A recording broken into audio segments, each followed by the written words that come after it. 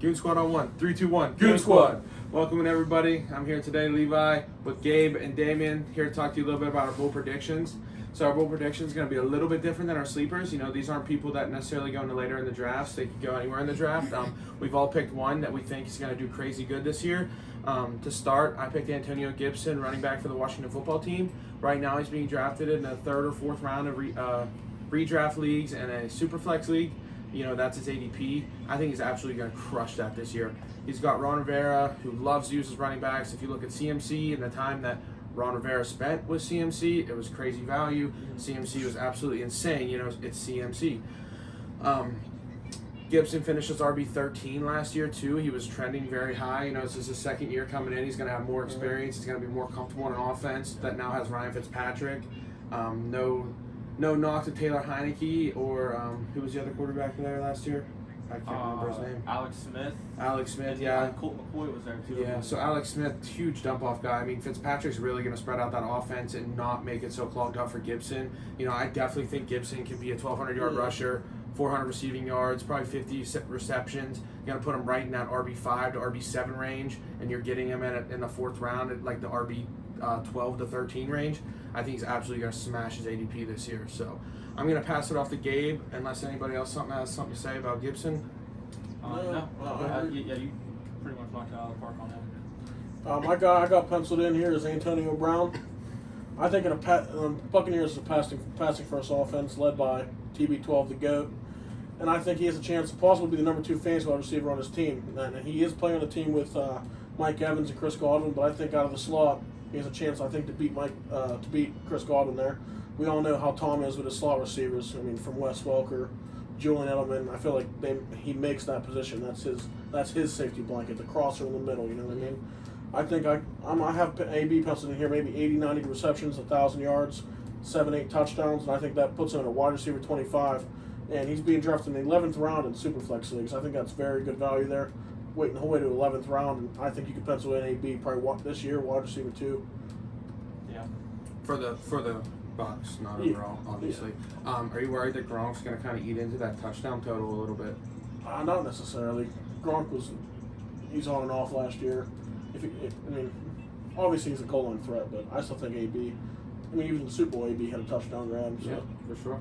Yeah. I mean, that's why there are bold predictions. So, you know, Damien, take it away here. My bold prediction is going to be on Jameis Winston.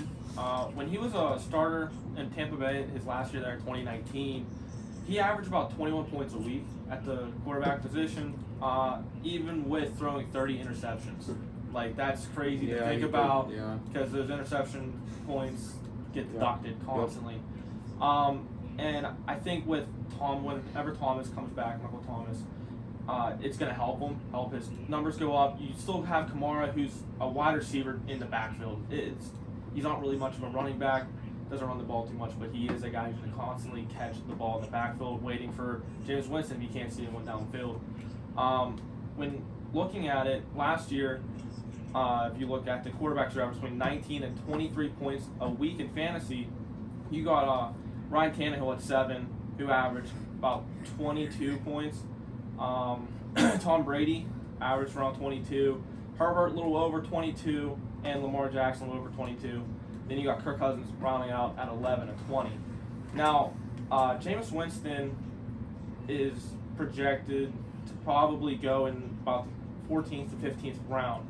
When you talk about the other guys I talked about, you got Tannehill going almost 5, same with Brady, but Justin Herbert is up to the 4th round. That's extremely high. I mean, it's nice because it's a 2 QB league if you want to take that chance and go there. But if you want a guy that's going to be probably top 10 in the league quarterback play that I'm predicting, Jameis Winston going around the 15th is pretty good. Damien, are you drafting Jameis Winston over the likes of Matt Ryan, Kirk Cousins? I think Winston's going to fall. So right now, let those guys go. Winston's going to keep falling in those drafts, and you're going to put up maybe around the same numbers. So you can fill out your team to where you want it to be, and Winston's going to be there probably in a later round. Does it worry you that he's coming from an offense where he was throwing to Mike Evans, Chris Godwin, and Cameron Brate was big for him when he was there, and now he's going to a place where his number 1 receiver is not going to play for a couple of weeks, and he's throwing to unproven guys, Marquez Callaway, Traquan Smith, Yeah. In the tight end position, we're not even Troutman, Troutman. but he's hurt. Are you worried Yeah. that he might not produce because he doesn't have what he had, or Yes and no. I think he'll figure it out. I think he's an above average quarterback in the league, and that's about where we're at in fantasy points right In a now. pass heavy offense. Yeah.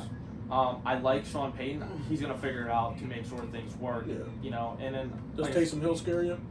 No, I don't think so. I think he's gonna be maybe a goal line type. He's the gadget yeah, guy, you know, yeah, and he's it's yeah, coach's pet type thing. yeah, exactly. you know, yeah, he so. ain't gonna worry anyone. So, I don't think too Fair much. enough.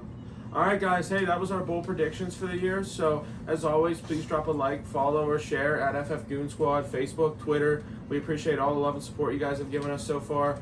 Keep it coming. It's awesome to hear from you guys. Please post, comment, anything on our page. We love talking to you guys. As always, thanks to James Rapinski, our Faceless Wonder audio and video producer. We love him. So, Thanks. Thank you.